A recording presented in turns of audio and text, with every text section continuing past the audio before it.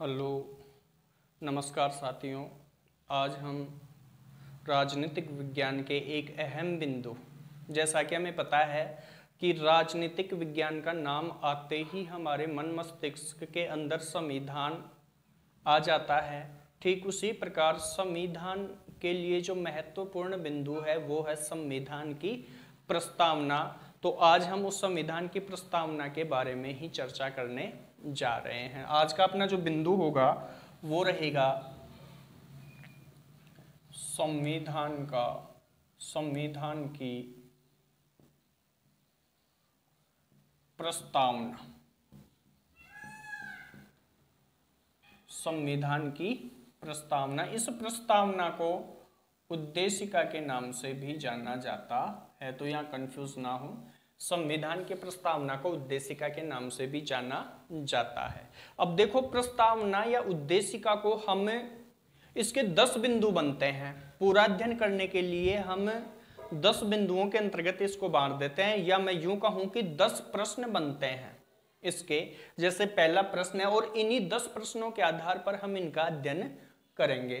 पहला प्रश्न बनता है, प्रस्तावना होती क्या है? क्या है प्रस्तावना? प्रस्तावना क्या होती है? संविधान के लिए इसका क्या महत्व है? दूसरा बिंदु हम पढ़ेंगे, प्रस्तावना के उपनाम, अर्थात विभिन्न लोगों ने इनके उपनाम बताए हैं और उपनाम के आधार पर ही प्रस्तावना क्या होती है हमें आराम से समझ में आ जाएगा। तीसरा बिंदु यदि हम लें तो प्रस्तावना का आधार, प्रस्तावना का पहले हम ले लें तो प्रस्तावना का स्रोत, प्रस्तावना का प्रस्ताव ले लो पहले कि प्रस्तावना का प्रस्ताव कहां से आया। चौथे नंबर पे हम ले सकते हैं प्रस्तावना का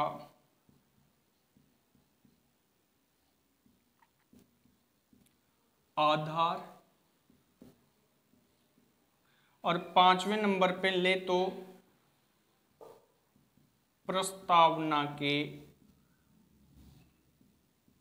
स्रोत, मतलब कौन से देश से लिए गए। तो इसके जैसे मैंने कहा कि मैं 10 बिंदुओं के आधार पे आपको समझाऊंगा। 10 बिंदुओं में से 5 बिंदु हम इस वीडियो में ले लेते हैं, 5 बिंदु हम आगे वाले वीडियो में देखेंगे क्योंकि वीडियो लंबा हो जाता है। अब पहला क्वेश्चन, समय ना गंवाते हुए पहला क्वेश्चन है अपना, प्रस्तावना क्या होती है? पहला इसको लेते हैं। तो प्रस्तावना क्या होती है? प्रस्तावना शब्द हमारे जीवन में सबसे पहले कब आया? तो हिंदी भाषा के अंतर्गत जब निबंध प्रतियोगिताएं होती थी, हम निबंध लिखा करते थे, विभिन्न पहलुओं पर निबंधात्मक क्वेश्चन किया करते थे, तो उस निबंध में सबसे पहले जो बिंदु लिया करते थे वो हुआ करता था प्रस्तावना। और उस प्रस्तावना में हम क्या लिखते थे? उस विषय के बारे में जो उस निबंध में लिखने वाले थे, और जो बड़ा प्रारूप था उस बड़े प्रारूप का जो विषय था उसे संक्षिप्त करके हम प्रस्तावना में लिखा करते थे। ठीक वही बात यहां संविधान पर लागू होती है। संविधान जो कि 395 का है, उनमें जो छोटी बात करके उस विस्तृत रूप को छोटा रूप बना करके प्रस्तावना में समाहित कर दिया गया है। और संविधान बनाने के लिए जो उद्देश्य होने चाहिए थे, उन उद्देश्यों को इस प्रस्तावना में समाहित किया गया है। इसीलिए संविधान की प्रस्तावना को उद्देश्य का नाम दिया गया है। एक बात क्लियर, आगे हम जो भी पढ़ेंगे इनके आधार पे प्रस्तावना क्या होती है समझ में आराम से आ जाएगा। दूसरा है प्रस्तावना के उपनाम। प्रस्तावना के उपनाम क्या क्या हैं? तो हम एक ट्रिक से भी जान सकते हैं, और ट्रिक है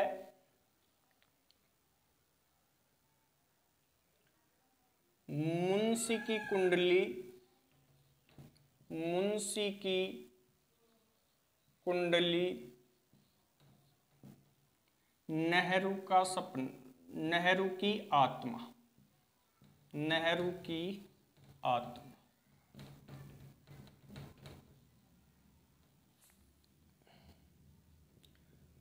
पालकी वाले का परिचय, कृष्णा का सपना, कृष्णा का सपना।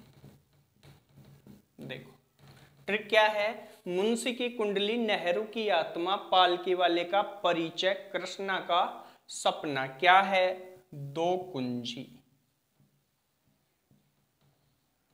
ये ट्रिक आपको याद रखनी है प्रस्तावना के उपनाम के लिए। अब इस ट्रिक को खोलें तो पहला है मुंशी की कुंडली, अर्थात संविधान प्रारूप सभा के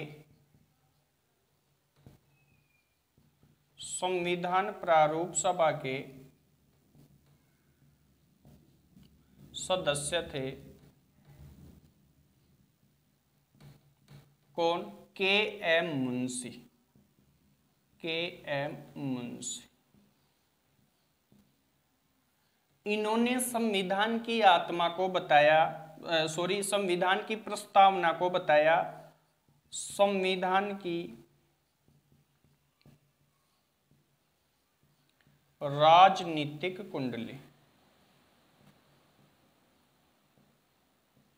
राजनीतिक कुंडली, संविधान की राजनीतिक कुंडली के एम मुंशी ने बताया प्रस्तावना को। ये प्रस्तावना के उपनाम चल रहे हैं। दूसरा नेहरू की आत्मा, नेहरू जी ने, जवाहरलाल नेहरू जी ने इसे बताया प्रस्तावना को संविधान की आत्मा, संविधान की आत्मा या हृदय।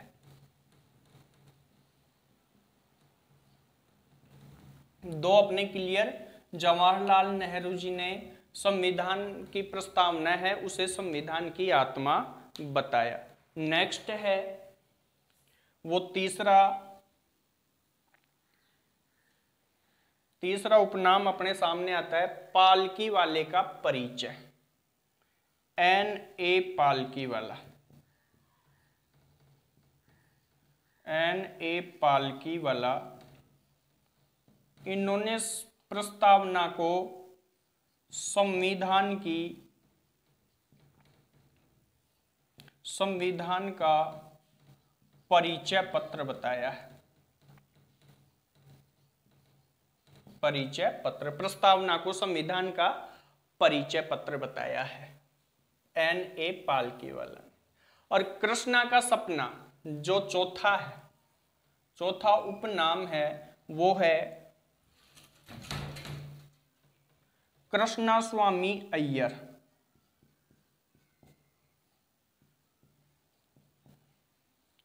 कृष्णा स्वामी अय्यर। ये संविधान सभा के सदस्य थे। इन्होंने प्रस्तावना को हमारे दीर्घकालिक सपनों का विचार बताया, दीर्घकालिक सपनों का विचार। किन्होंने? कृष्णा स्वामी अय्यर ने। और पांचवी और छठी बात जो मैंने यहां बताई आपको, दो कुंजी। तो संविधान निर्माताओं, सर्वोच्च न्यायालय, एक है सर्वोच्च न्यायालय, इन्होंने प्रस्तावना को संविधान निर्माताओं की कुंजी बताया, संविधान निर्माताओं की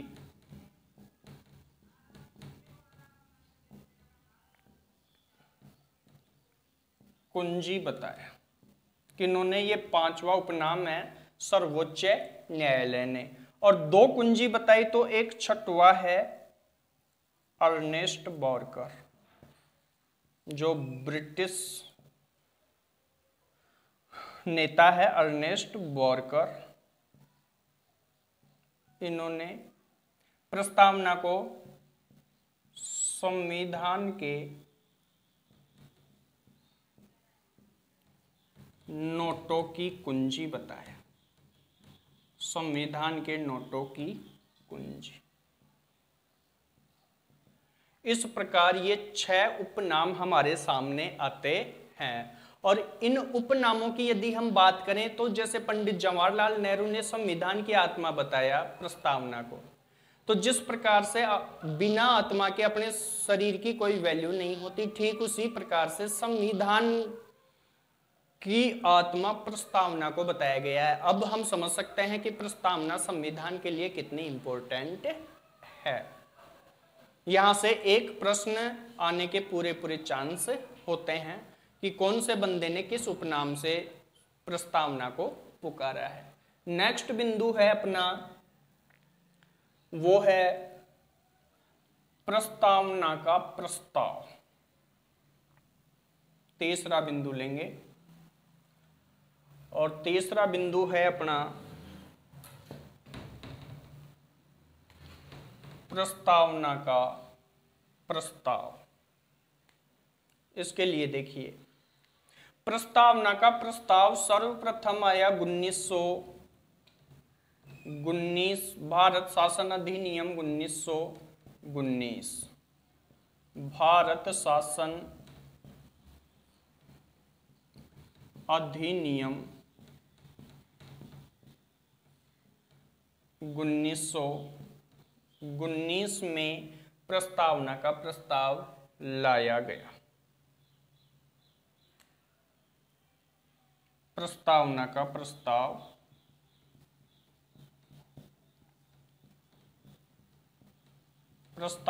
प्रस्ताव लाया गया सर्वप्रथम।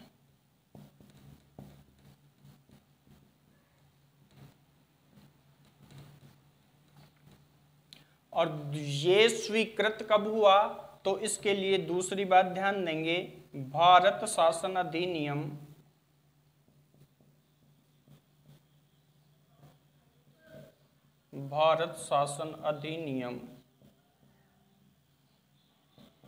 1935 को प्रस्तावना का प्रस्ताव स्वीकृत हुआ।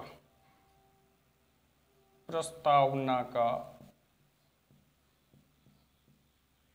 प्रस्ताव स्वीकृत हुआ।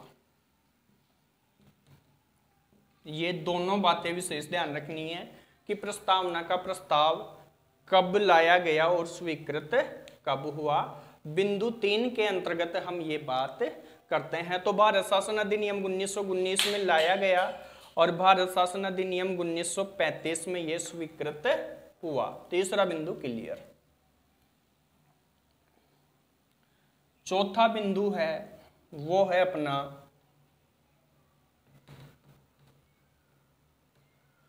प्रस्तावना का आधार।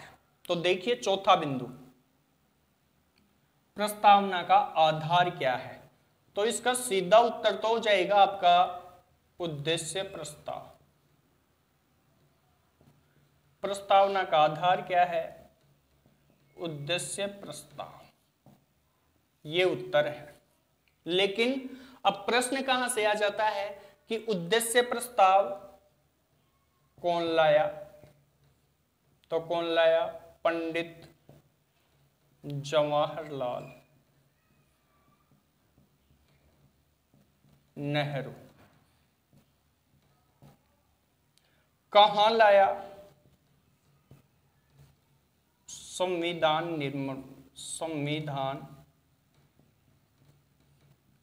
निर्मात्री सभा में। संविधान निर्मात्री सभा में कब लाया, 13 दिसंबर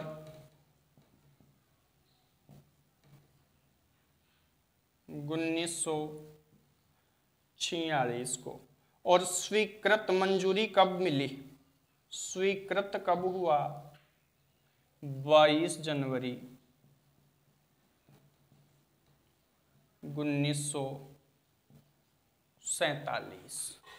इस प्रकार से ये प्रस्तावना का जो आधार था, उद्देश्य प्रस्ताव, इसके बारे में हमें विशेष जानकारी होनी चाहिए। और आगे की बात करें तो इसी कारण प्रस्तावना के लेखक, मोस्ट बात है, प्रस्तावना के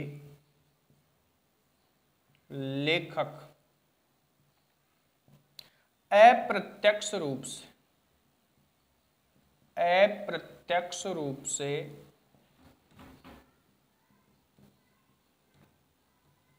किसको माना जाता है? पंडित जवाहरलाल नेहरू को। लेखक कौन माने जाते हैं? अप्रत्यक्ष रूप से पंडित जवाहरलाल नेहरू। यह है प्रस्तावना का आधार। नेक्स्ट बात हम अंतिम बिंदु की करेंगे, प्रस्तावना के स्रोत। ये मोस्ट है आपका, प्रस्तावना का आधार और प्रस्तावना का प्रस्ताव। प्रस्तावना के उपनाम भी विशेष हैं आपके, पर ये दोनों विशेष रूप से ध्यान में रखना। जो पांचवा बिंदु है, प्रस्तावना के स्रोत। स्रोत से तात्पर्य है कि प्रस्तावना का अध्ययन सर्वप्रथम कहाँ किया गया और कहाँ से ग्रहण करके अपने भारतीय संविधान में इसको जगह मिली। तो अपना अंतिम जो है प्रस्तावना का स्रोत ये है। इसके लिए दो देशों के नाम सामने आते हैं अपने, एक अमेरिका, संयुक्त राज्य अमेरिका, और दूसरा है वो अपने नाम सामने आता है ऑस्ट्रेलिया। प्रस्तावना का जब जब नाम आता है तो इन दो देशों के नाम आते हैं। अब जो अमेरिका है वहां से और ऑस्ट्रेलिया है वहां से क्या लिया गया? तो प्रस्तावना को ग्रहण किया गया है अमेरिका से। प्रस्तावना को ग्रहण किया गया है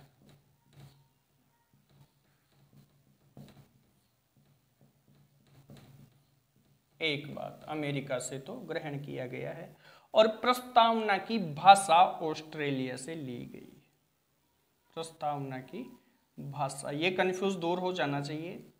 प्रस्तावना की भाषा